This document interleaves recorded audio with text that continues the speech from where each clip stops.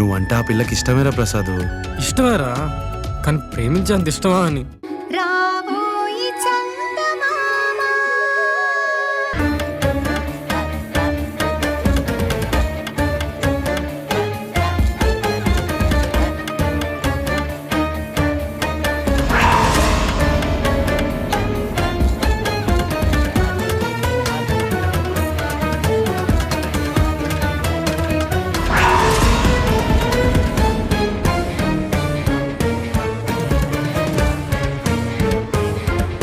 ఏమండి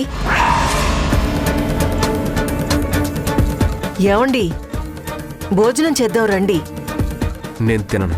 అదేంటండి, ఉదయం నుంచి ఏమీ తినలేదు, రండి. నాకు ఆకలిగా లేదు. కానీ నాకు ఆకలవుతుంది. వ్రతం చేసుకుని పస్తులతో ఉండకూడదు, రండి. నీ కాకలేస్తే నువ్వు వెళ్ళి తిను, అంతేకాని నన్ను పిలవకు. వెళ్ళు. మీరు రావాలి. మీరు భోజనం చేసిన కంచంలోనే నేను తినాలి. హే, ఈ ఓవర్ యాక్షన్ ఏమైనా ఉంటే బయట ఇంకెక్కడైనా పెట్టుకో, నా దగ్గర నీ సెకలు చూపించకు.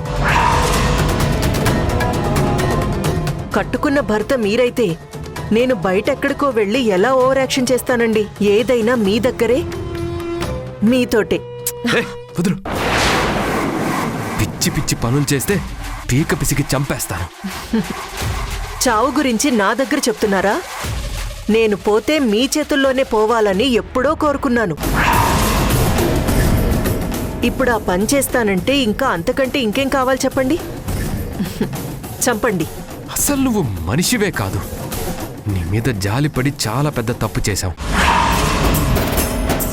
అయ్యో పాపం అనుకున్నందుకు చివరికి నాకే పెద్ద తలనొప్పిలా తయారయ్యావు. నిన్ను ఎలా వదిలించుకుంటానో చూస్తూ ఉండవే. అది జరగని పనండి. చావే నన్ను మీ నుంచి దూరం చేయలేకపోయింది. అలాంటిది మీరు నన్ను ఎలా వదిలించుకుంటారు చెప్పండి? నా మీద కోపంతో మీరిలా భోజనం చేయకుండా అలగడం అస్సలు మంచిది కాదు. రండి, ఏదైనా ఉంటే భోజనం చేశాక మాట్లాడుకుందాం. రండి, రమ్మంటుంటే. వదులు. ఒక్కసారి చెప్తే అర్థం కదా. పో వదులుకి.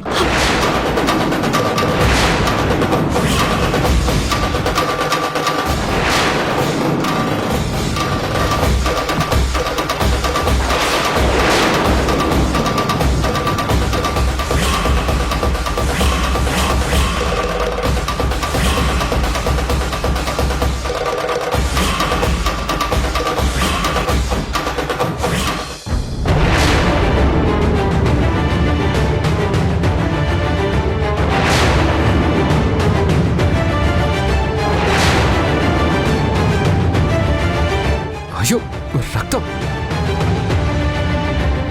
అయ్యో రక్తం. అయ్యో చెప్తే నీకు అర్థం కాదా? పట్టు. వద్దండి, వద్దు. ఎందుకు నన్ను పదే పదే ఇరిటేట్ చేస్తావు? ఏంటండి, నాకు దెబ్బ తగిలిందని బాధపడుతున్నారా? పర్లేదండి, నన్ను కొట్టినా తిట్టినా మీరే కదా. నన్ను కొట్టే హక్కు మీకుంది. మీరు ఏం చేసినా పర్లేదండి. మీరేం చేసినా నాకు ఆనందమే. ప్లీజ్ రుద్రాణి, నీకు దండం పెడతాను. నన్ను టెన్షన్ పెట్టకు. ఇప్పటికే నా తల పగిలిపోతుంది. నువ్వింకా నన్ను ఇరిటేట్ చేసి చంపకు. దయచేసి వెళ్ళిపో. వెళ్తాను, కానీ మీరు భోజనం చేయకుండా ఉంటే నేను తట్టుకోలేను. రండి, మీకోసం భోజనం రెడీగా ఉంది. నాకు కూడా చాలా ఆకలిగా ఉంది. మీకోసం వెయిట్ చేస్తాను.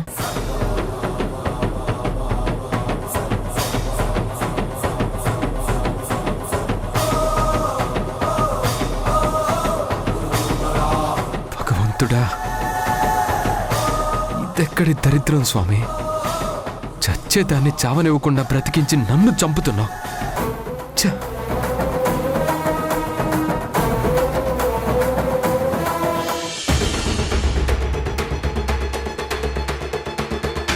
ఏమైంది? ఆ బ్లడ్ ఏంటి? ఏం లేదులే నేత్ర.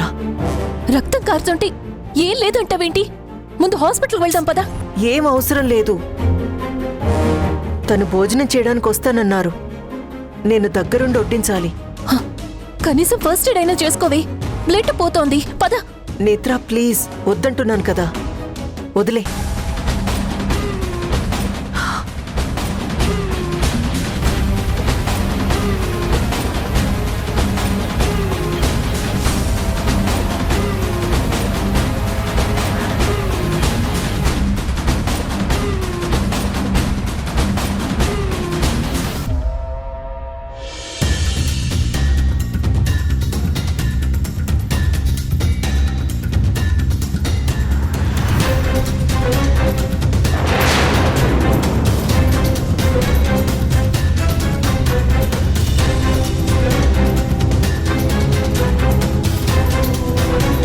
భరత్ గారు,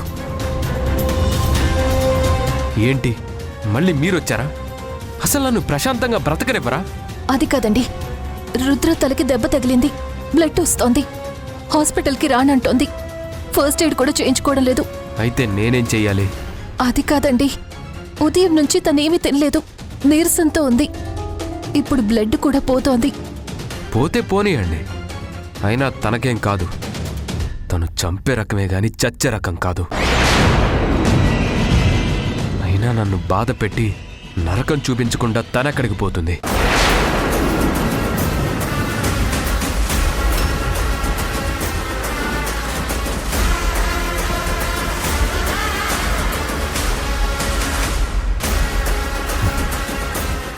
సరే చూద్దాం పదండి.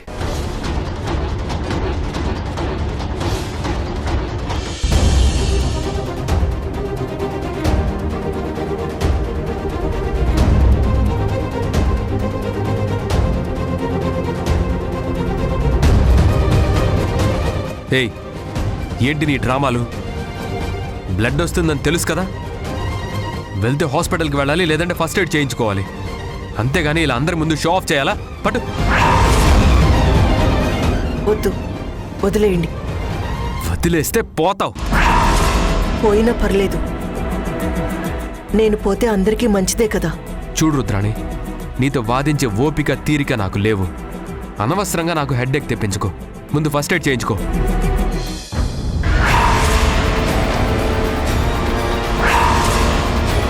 ఏంటి రుద్ర ఈ మొండితనం? అతను నీకోసం మెడికల్ కిట్ తీసుకొచ్చి ఫస్ట్ ఎయిడ్ చేస్తానంటున్నారు కదా, చేయించుకో. నాకు కావాల్సింది ఫస్ట్ ఎయిడ్ కాదు, ఫస్ట్ ఆయన భోజనం చెయ్యాలి.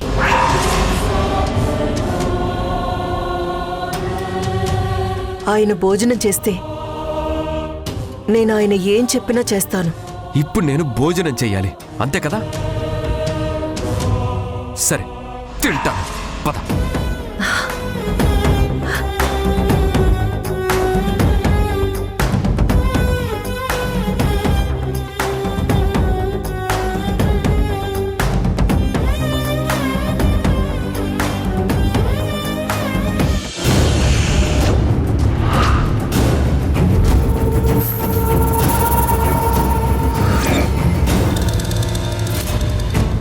నేను వడ్డిస్తాను.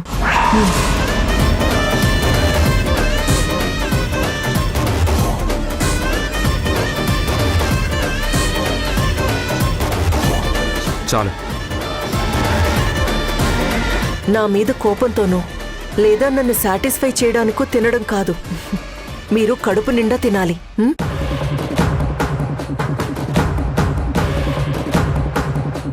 తినండి.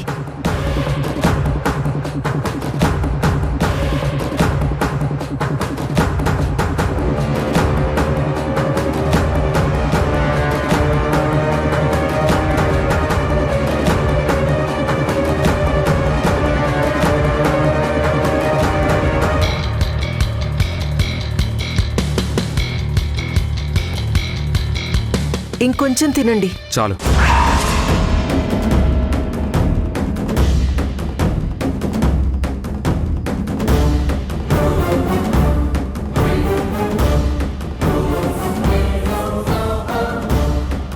తిన్నానుగా, చాలా.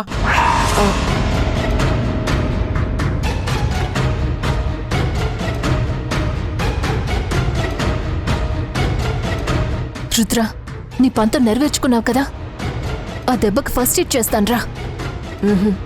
ముందు ఆకలేస్తుంది. ఆయన తిన్న కంచంలో భోజనం చేయాలి.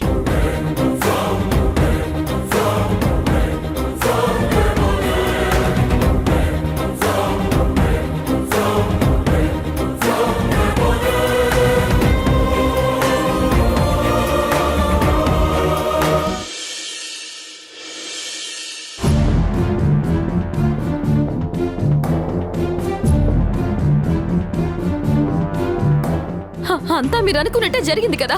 నా భర్త నాకు కాకుండా చేశారు. తను చేస్తుందని నన్ను నమ్మించి నన్ను ఒప్పించేలా చేశావు. ఈ రోజు ఆ రుద్రాణి బతికి నన్ను నా కుటుంబాన్ని చంపేస్తోంది.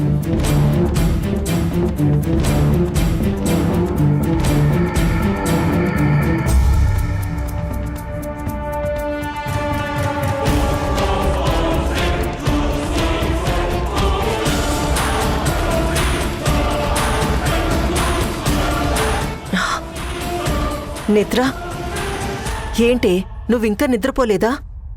లేదే, నీ గురించే ఆలోచిస్తున్నాను. నా గురించా? నా గురించేం ఆలోచిస్తున్నావు? రుద్ర, భరత్ అంటే నీకెందుకే అంత ప్రేమ? ఎందుకు నవ్వుతున్నావు? నేత్ర, నువ్వు అడిగే ప్రశ్న వింటుంటే నవ్వొస్తుంది నాకు. ఓ మనిషి మీద ఎందుకు ప్రేమ అంటే ఎలా చెప్తాను? కారణం లేకుండా పుట్టేదే ప్రేమ. దానికి కారణం అడిగితే ఏం చెప్పగలం? తనకి పెళ్ళయిందే, ఇంకొకరి సొంతం, ఒక బిడ్డ కూడా ఉంది. పైగా నీ మీద తనకి ప్రేమ లేదని నీకు బాగా తెలుసు. ఇంత తెలిసి కూడా నువ్వెలా అతనే కావాలని ఇంత పిచ్చిదాన్లా ఆలోచిస్తున్నావు? నువ్వు చెప్పిన ప్రతిదీ నా మనసుకి తెలిసే. భరత్కి చంద్రికకి పెళ్ళయింది.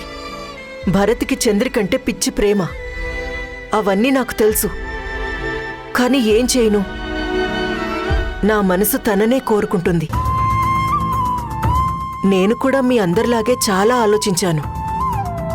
ఎందుకు ఇష్టం లేని వాడి వెంట పడతావు? నువ్వు సరే అంటే అతనికంటే అందగాడు, చదువు ఆస్తి ఉన్నవాళ్లు దొరుకుతారని చీకొట్టినా చీదరించుకున్నా ఎందుకు భరత్ వెంట పడతావని నన్ను నేను చాలా ప్రశ్నించుకున్నాను. కానీ నా మనసు నా మాట వినలేదు. నేనడిగే ప్రతి ప్రశ్నకి ఏదో ఒక జవాబు చెప్తూనే ఉంది. ఇప్పుడు నువ్వు చెప్పినవి ఏవీ నాకు పెద్ద విషయం కాదు. అతను చంద్రికకి పంచే ప్రేమలో 0.001% నాకు పంచినా చాలని నా మనసు నాకు చెప్తుంటే నా ప్రేమని ఎలా చంపుకోను? నేను ప్రేమించాను, కానీ నా ప్రేమికుడు నన్ను మోసం చేస్తున్నాడని తెలియగానే అతన్ని వదులుకొని దూరంగా వచ్చేశాను. మరి నీ కళ్ల ముందు భరత్ నిన్ను చీకొట్టినా, చంద్రికతో సంతోషంగా కలిసుంటున్నా నీకే ఫీలింగు అనిపించడం లేదా? ఓ మనిషి నాకే సొంతం కావాలి అనుకుంటే నువ్వు అనుకున్న ఫీలింగే ఉంటుంది నేత్ర. అదే మనిషి నాకు కావాలని కోరుకో, నీ మనసుకు ఆ బాధ టచ్ చేయదు. నేను భరత్ని చంద్రికని వదిలేసి నాతో ఉండమని అనట్లేదు. అతని జీవితంలో నాకు చోటిస్తే చాలు అనుకుంటున్నాను. దీన్ని ప్రేమనరే, పిచ్చి అంటారు.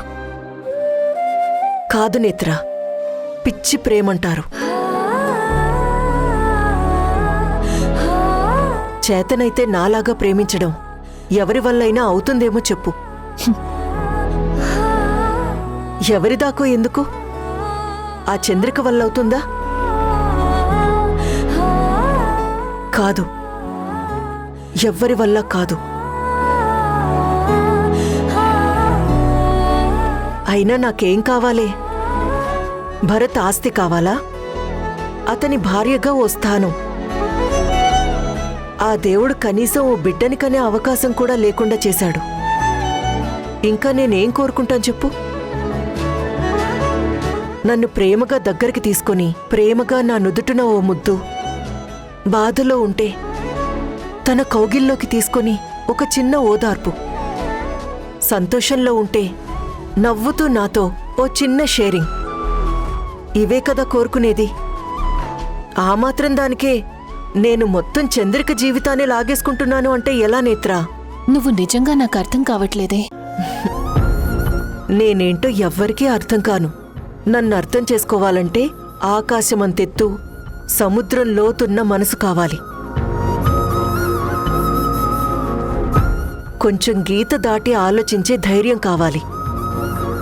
అది అందరికీ ఉండదులే. సరే, నువ్వు పడుకో. Good night.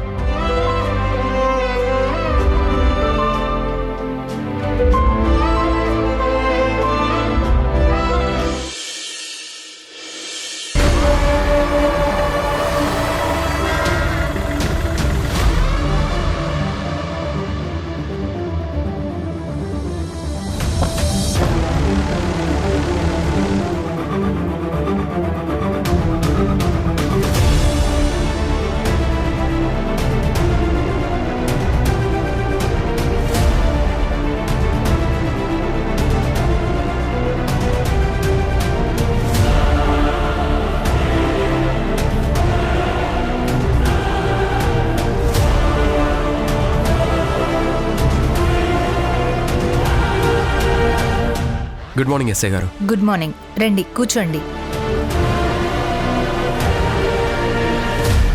చెప్పండి మేడం, భార్యాభర్తలు ఇద్దరు కలిసొచ్చారంటే ఏదో పెద్ద పని అయ్యి ఉంటుంది.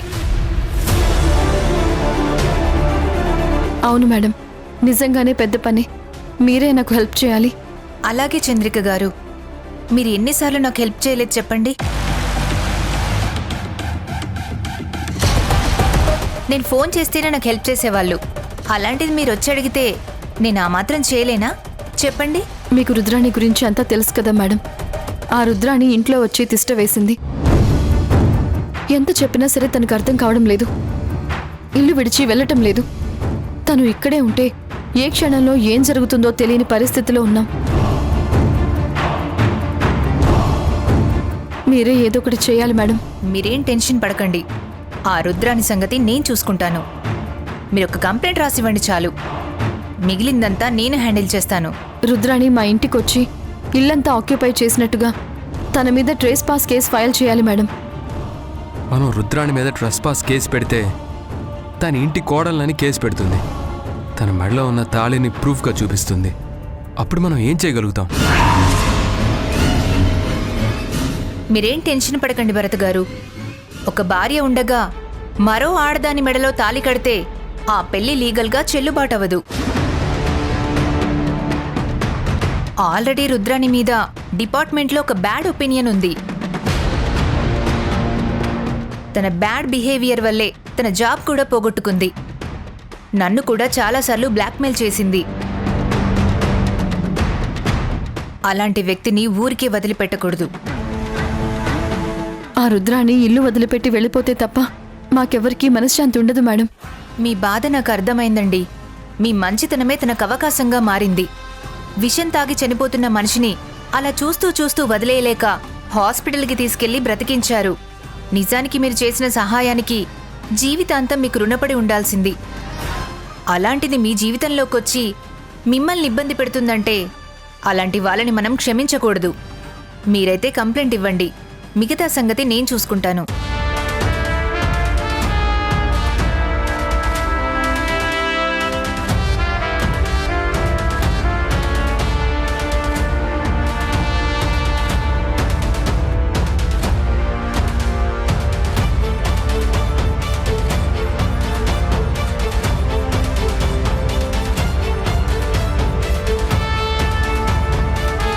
మీరు కంప్లైంట్ ఇచ్చారు కదా, కేస్ ఫైల్ చేసి వెంటనే యాక్షన్లోకి దిగుతాను. Thank you madam. Thank you madam. ఉంటాము. మంచిది.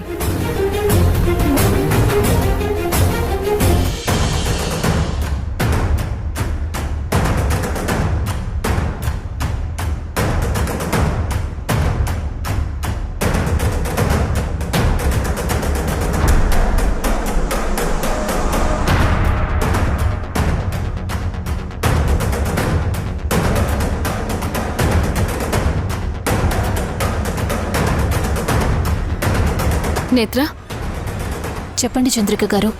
మొత్తానికి నువ్వు నీ ఫ్రెండ్ ఇద్దరూ కలిసి నాతో బాగానే ఆడుకున్నారు కదా. కానీ మీ ఆటలు ఎక్కువ రోజులు సాగవు. పోలీసులు వచ్చి రుద్రాణిని అరెస్ట్ చేయబోతున్నారు. దేనికి? మీ ఇంట్లో ఎవరో సంబంధం లేని వాళ్ళు వచ్చి చేరితే నువ్వు చూస్తూ ఊరుకుంటావా? లేదు కదా, మెడబట్టి బయటకు గెంటేస్తావు. అలాంటిది నీ ఫ్రెండ్ ఏకంగా నా జీవితంలోకే వచ్చింది. మరి నేను చూస్తూ ఊరుకోవాలా? అందుకే తన మీద పోలీస్ కేసు పెట్టాను. తనని అరెస్ట్ చేయడానికి పోలీసులు వస్తున్నారు, అరెస్ట్ చేస్తారు.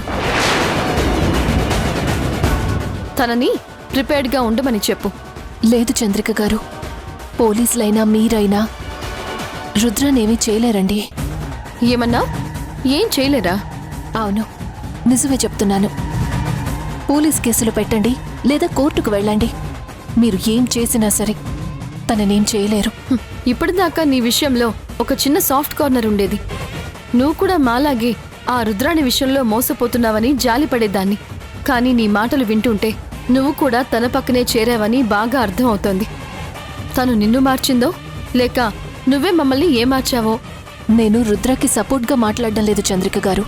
నా మనసు కనిపించింది చెప్తున్నాను. ఎందుకంటే రుద్ర భరత్ గారిని చాలా డీప్గా లవ్ చేస్తోంది. అంటే లవ్ చేసినంత మాత్రాన నా భర్త తన భర్త అయిపోతాడా?